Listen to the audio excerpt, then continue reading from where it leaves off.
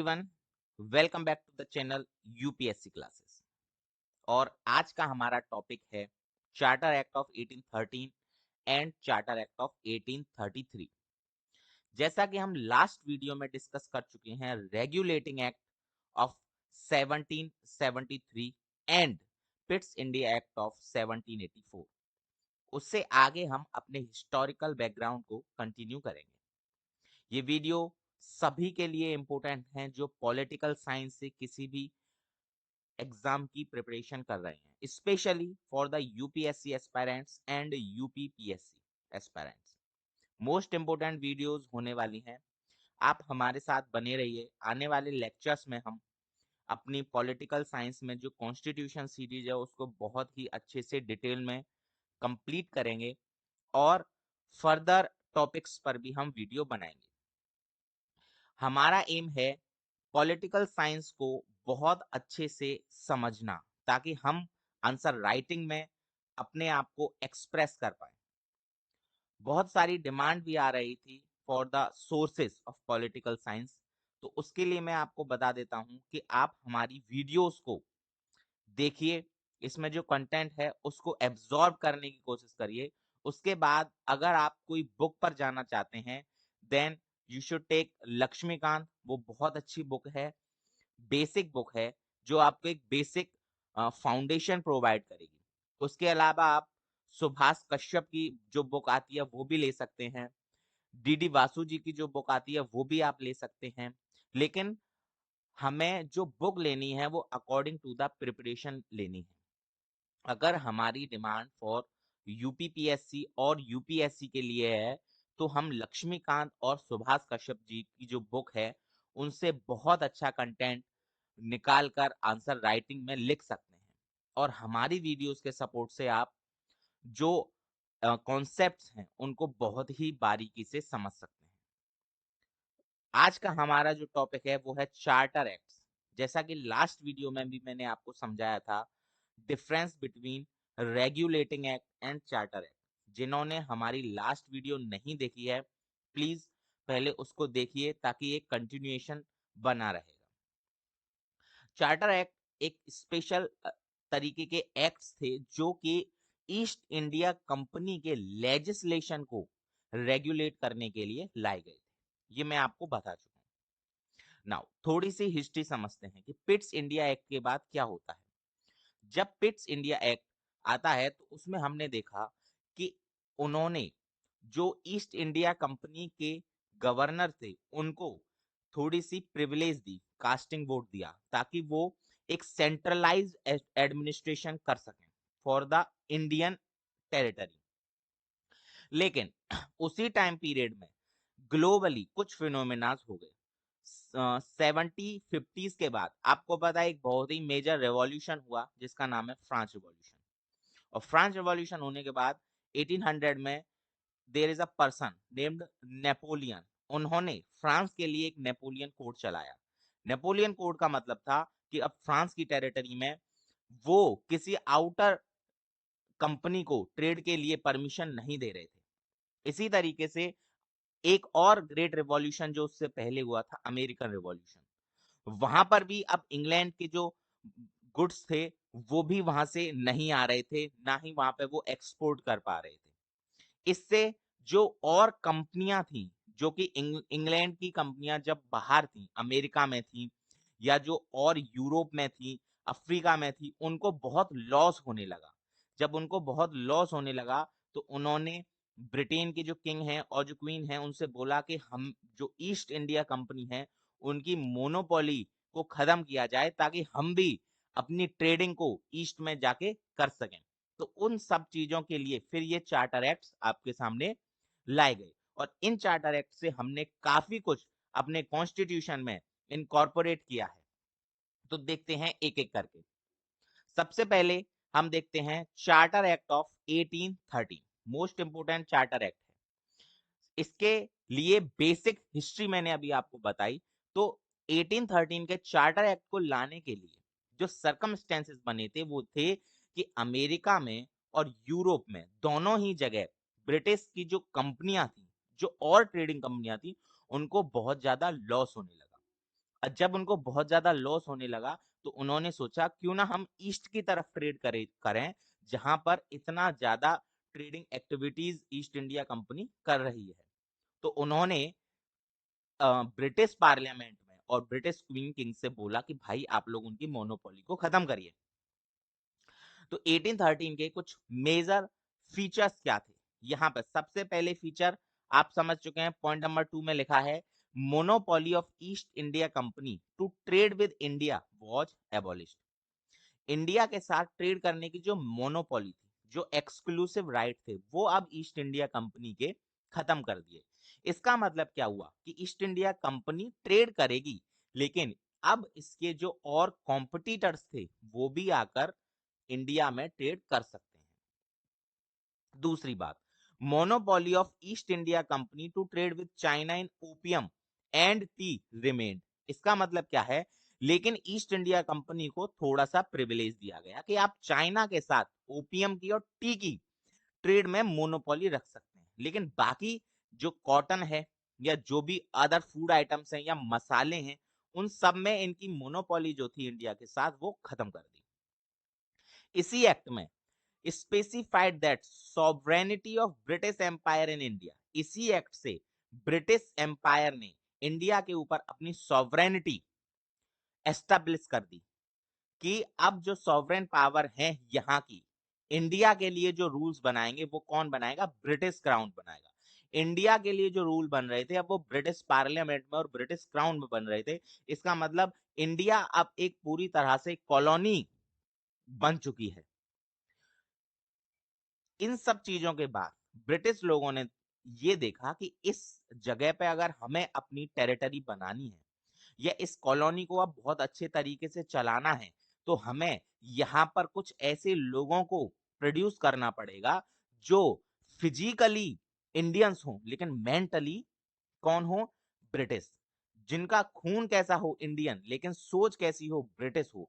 इसलिए उन्होंने English education को प्रमोट करने के लिए हमारे यहाँ पे क्रिश्चियन मिशनरीज को भेजा, ताकि वो ब्रिटिश गवर्नमेंट की तरफ से इंडियंस को क्रिश्चियन जो रिलीजन है उसके बारे में बता सके और एजुकेशन, इंग्लिश एजुकेशन के बारे में बता सके। इसी इंग्लिश एजुकेशन को प्रमोट करने के लिए कंपनी ने भी बहुत पैसा यहाँ पर इंडियंस के ऊपर अब स्पेंड करना शुरू किया, ताकि उनको कुछ ऐसे लोग मिल सकें जो फिजिकली कैसे हो इंडियन लेकिन मेंटली सोच में कैसे हो ब्रिटिश, और वो ब्रिटिश ईस्ट इंडिया कंपनी के साथ रहकर उनके साथ काम कर सकें, उनके उनके प्रॉफिट को इंक्रीज कर सकें।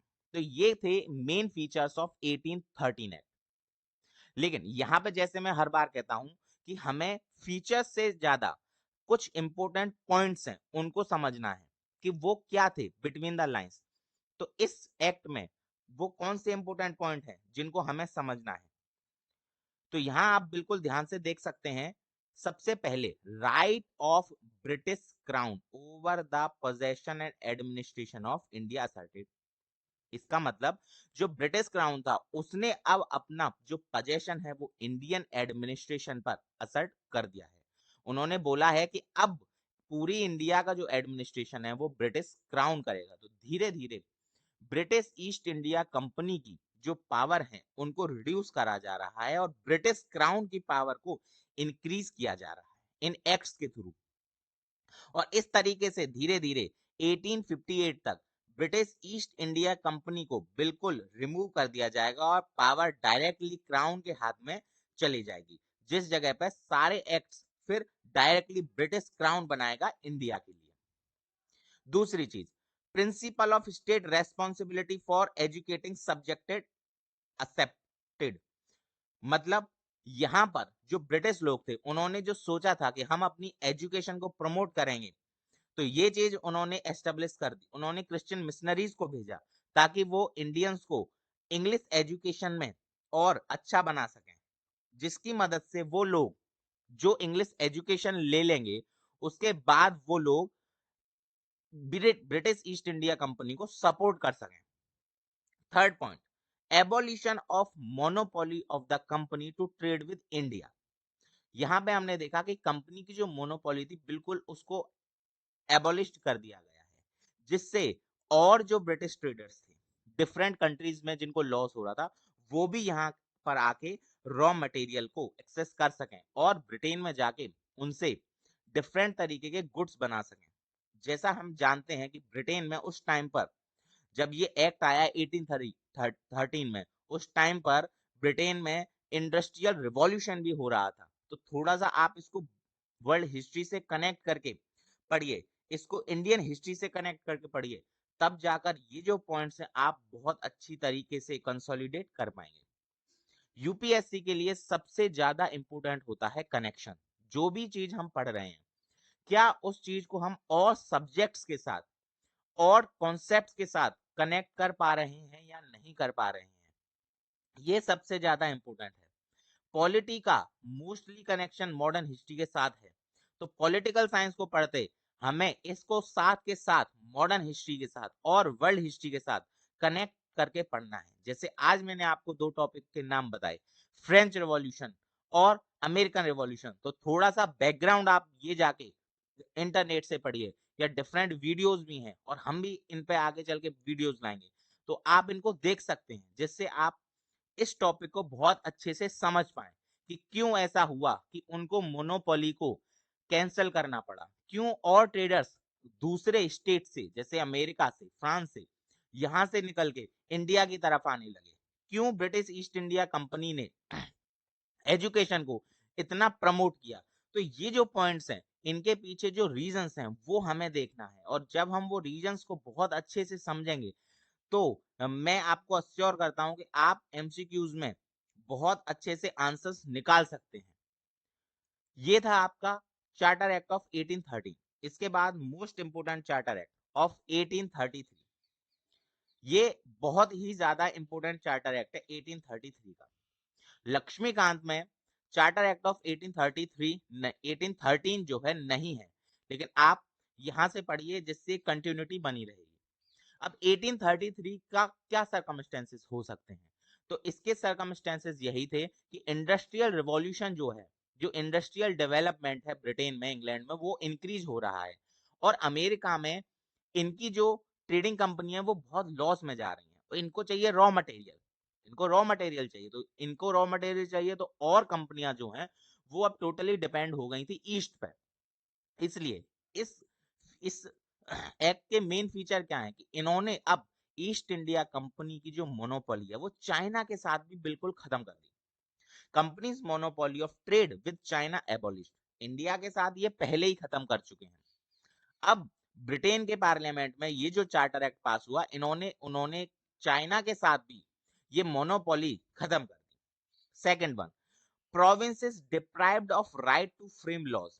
जो प्रोविंस मद्रास और बॉम्बे की प्रोविंस के पास जो गवर्नर थे वो जो लॉ बना सकते थे, अब उनके लॉ बनाने के राइट्स भी ले लिए। तो आप देखिए ये जो एक्ट्स हैं ये कहीं ना कहीं लेजिस्लेशन में पार्टिसिपेट कर रहे हैं, और अगर उन्होंने ये लॉ लिए हैं तो किसी ना किसी के हाथ में दिए होंगे कि वो लॉ बना सके फर्दर। तो इसी एक्ट में गवर्नर जनरल ऑफ बंगाल को इन्होंने गवर्नर जनरल ऑफ इंडिया बना दिया, और पूरा एडमिनिस्ट्रेशन, पूरी मिलिट्री और सिविल पावर उसी के हाथ में दे दी कि आप अब कंप्लीट मेकर हैं रूल्स और रेगुलेशन के। इस तरीके से इन्होंने यहाँ देखिए एक सेंट्रलाइजेशन पॉलिटी की शुरुआत करी है। यहाँ only Governor General in the council authorise to frame laws for Indian affairs. तो हमने देखा कि गवर्नर जनरल जो काउंसिल थी जिसमें 3 मेंबर्स हुआ करते थे plus one Governor General of Bengal था, अब उन गवर्नर जनरल ऑफ बंगाल को गवर्नर जनरल ऑफ इंडिया बना दिया है, और सारी की power governor General of India के पास है, चाहे वो सिविल पावर्स हो, मिलिट्री पावर्स हो, फॉर्मुलेशन ऑफ लॉज हो, एग्जीक्यूटिव पावर हो, सारी पावर बिना गवर्नर जनरल के नहीं कोई भी एक्ट हो सकता या एग्जीक्यूट हो सकती। 3 मेंबर ऑफ की जो गवर्नर जनरल की काउंसिल थी उसमें अब एक नए मेंबर का एडिशन हुआ, और वो था लॉ मेंबर। लॉ मेंबर को एडिशन करने की क्या जरूरत थी, तो ब्रिटिश पार्लियामेंट में एक डिस्कशन हुआ कि ये हम बहुत सारे जो चार्टर एक्ट्स लेके आ रहे हैं या बहुत सारे एक्ट्स हम लेके आ रहे हैं इंडिया के लिए, इनका एक डॉक्यूमेंट फॉर्म बनना चाहिए, इनको रिटन फॉर्म में लाना चाहिए, इनके लिए एक बुक होनी चाहिए। इसके लिए उन्होंने एक लॉ मेंबर बनाया जो इंडिया के एक्ट्स के लिए एक रिटन फॉर्म में डॉक्यूमेंट प्रिपेयर कर सके। तो फोर्थ मेंबर, लॉ मेंबर जो है गवर्नर जनरल की काउंसिल में ऐड किया गया। आप सभी कमेंट सेक्शन में बताइए वो कौन सबसे पहला लॉ मेंबर कौन था जिसको गवर्नर जनरल की काउंसिल में ऐड किया गया था। इसी के साथ साथ कुछ और प्रोविंसेस नए क्रिएट किए गए जो जिन पर की ब्रिटिश ईस्ट इंडिया कंपनी ने अपनी मोनोपोली कर ली। North western province including Agra and western Awadh, इनको और क्रिएट किया गया, यहां से भी ट्रेडिंग अब इंक्रीज हो गई। एंड सबसे मोस्ट इंपोर्टेंट पॉइंट जो लास्ट एक्ट के बाद यहां फिर कंटिन्यू किया, लास्ट एक्ट में देखिए एजुकेशन को प्रमोट किया, लेकिन उन्होंने देखा कि एजुकेशन को प्रमोट करना ही केवल, हम ऐसे लोगों को नहीं बना सकते जो ब्रिटेन, जो फिजिकल कैसे हो इंडियन लेकिन मेंटली कैसे हो ब्रिटिश। तो इसलिए उन्होंने उनको जॉब देना शुरू किया on the basis of merit, employment based on the merit promised. यहां पर उन्होंने एम्प्लॉयमेंट की बात भी शुरू कर दी कि हम अपनी कंपनी में इंडियन एडमिनिस्ट्रेशन के लिए इंडियंस को ही लेंगे ताकि हम यहां पर और अच्छे से लॉ एंड ऑर्डर मेंटेन कर सकें। पर क्या हुआ, इसके कुछ इंपोर्टेंट पॉइंट्स देखते हैं। सबसे पहले जब गवर्नर जनरल ऑफ बंगाल को गवर्नर जनरल ऑफ इंडिया बनाया गया, तो आप देखिए एक सेंट्रली स्ट्रॉन्ग गवर्नमेंट बनाई गई। इसका मतलब यहां अब आप टोटली ऑल ओवर इंडिया आप एक centralised system of government establish कर चुके हैं। और यही हमने अब अपने कॉन्स्टिट्यूशन में भी डाला है, सेंट्रलाइज्ड फॉर्म ऑफ गवर्नमेंट। तो ये देखिए सबसे पहले जो लॉ मेंबर थे उनका नाम है लॉर्ड मैकॉले, जो पहले लॉ मेंबर थे, और इन्होंने ही इंडिया के लॉ बुक को फॉर्म किया है। उसका नाम आप हमें कमेंट सेक्शन में लिख के बताइए कि लॉर्ड मैकॉले ने कौन सी लॉ बुक को फ्रेम किया है इंडिया के लिए। थर्ड पॉइंट, जो सर्विसेज की मैंने अभी बात की कि इंडियंस के लिए एक मेरिट सिस्टम पे इन्होंने सर्विसेज देने का शुरू किया, वो केवल आइडियल रह गई। आइडियल का मतलब केवल बातों में ही रह गई, वो ऑन प्रैक्टिस नहीं हो पाई। तो ये कुछ ड्रॉबैक्स थे इस एक्ट के, लेकिन यहाँ हम उनकी सोच समझ सकते हैं। इस एक्ट से हम ब्रिटिश पार्लियामेंट में डिस्कस की गई इंडिया के लिए रूल्स और एक्ट के पीछे जो सोच है उसको समझ सकते हैं कि वो इंडिया को किस तरीके से धीरे धीरे स्टेप बाय स्टेप कॉलोनी बनाते जा रहे हैं। और यही एक प्रोसेस है कॉलोनाइजेशन का। कॉलोनाइजेशन और इंपीरियलिज्म दो डिफरेंट चीजें होती हैं। कॉलोनाइजेशन का मतलब है जब आप किसी स्टेट की या कंट्री की रिसोर्सेस को, ज्योग्राफिकल बाउंड्रीज को कंट्रोल करें, वो कॉलोनाइजेशन है। जब आप प्रैक्टिकली वहां जाके उनके ऊपर डोमिनेशन करें फिजिकली जाकर, वो कॉलोनाइजेशन है। साथ के साथ इंपीरियलिज्म का मतलब है जब आप किसी भी स्टेट की या कंट्री की पॉलिटी को कंट्रोल करें, उसको इंपीरियलिज्म कहते हैं। जैसे आप अभी देख सकते हैं कि यूएसए अगर ईरान की पॉलिटी को कंट्रोल कर रहा है लेकिन वहां फिजिकली प्रेजेंट नहीं है, तो वो नियो इंपीरियलिज्म हो जाएगा। नया, नियो मतलब नया इंपीरियलिज्म। यहाँ ये छोटे छोटे पॉइंट्स को हमें कनेक्ट करके चलना है ताकि हम अपने कॉन्सेप्ट को और बेहतर तरीके से क्लियर कर सकें। जिन लोगों ने हमारी लास्ट वीडियो कॉन्स्टिट्यूशन की वीडियो देखी है, उनके लिए यहाँ पर एक डेमो क्वेश्चन है, तो आप इस क्वेश्चन को पढ़िए। इस क्वेश्चन का आंसर आप हमें कमेंट सेक्शन में दे सकते हैं। इस क्वेश्चन का आंसर मैं आपको नेक्स्ट वीडियो में बताऊंगा। मैं वेट करूंगा आपके कमेंट सेक्शन में आंसर लिखने की। इस तरीके से हम प्रैक्टिस करते जाएंगे और जैसे ही हमारा हिस्टोरिकल बैकग्राउंड कंप्लीट होगा, हम यहाँ से कुछ मॉडल क्वेश्चंस भी करने की कोशिश करेंगे जो हमें यूपीएससी में या फिर नेट जैसे एग्जामिनेशन में हेल्प करें। ये वीडियोस सोनली पीएसआईआर के लिए, ऑप्शनल के लिए, ये बीए एमए के जो स्टूडेंट उनकी हेल्प करने के लिए, यूपीएससी एस्पिरेंट के लिए मेन फोकस करके बनाई जा रही हैं। तो प्लीज आप ज्यादा से ज्यादा इनको शेयर करिए। अगर आपको हमारी वीडियोस के थ्रू थोड़ा बहुत भी फायदा होता है या कॉन्सेप्ट क्लैरिटी हो रही है या फिर आपको कहीं ना कहीं कनेक्शन समझने में हेल्प हो रहा है, तो आप इन वीडियोस को ज़्यादा से ज़्यादा शेयर करिए ताकि और भी लोग इन वीडियोस से हेल्प ले सकें और समझ सकें कि आज की कंटेम्प्ररी टाइम पे हमें किस तरीके से चीज़ों को ग्रास्प करना है।